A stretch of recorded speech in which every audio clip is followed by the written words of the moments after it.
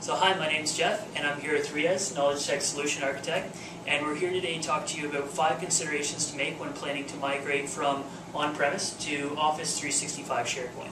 So Riyaz, from what I know, one of the most important things is the planning phase. So that's really what we're going to be focusing on with these 5 key considerations. So what's the top consideration to make?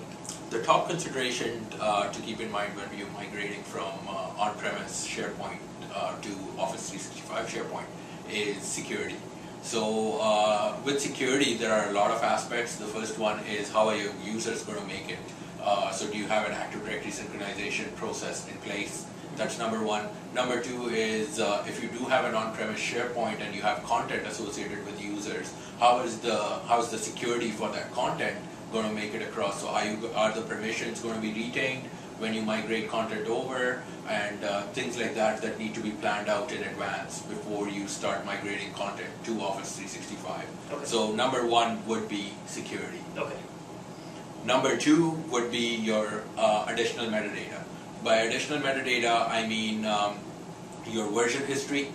I mean your views that are tied to your lists and libraries, and your created and modified user information that's tied to the content, your created and modified date information that's tied to the content. So all the metadata that's tied to the content that you're planning to migrate is something that you do need to plan for in advance and consider before you do your migration to Office 365.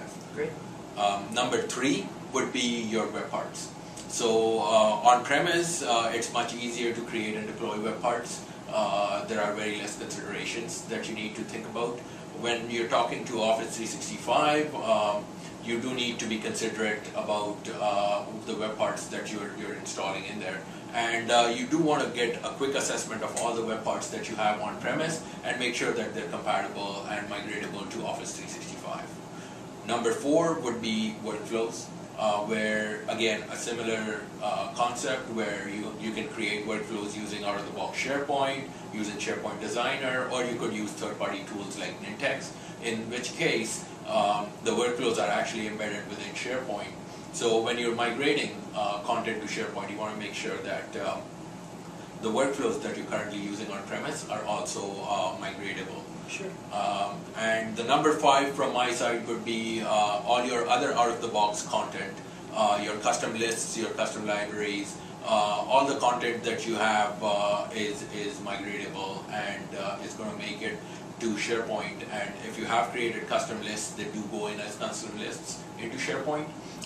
One of the other things that some of the tools will allow you to do is do retemplating of some of these out-of-the-box pieces, so you can actually retemplate some of your sites or your list types and things like that. So just give it a brand new look. Get the brand new look and feel.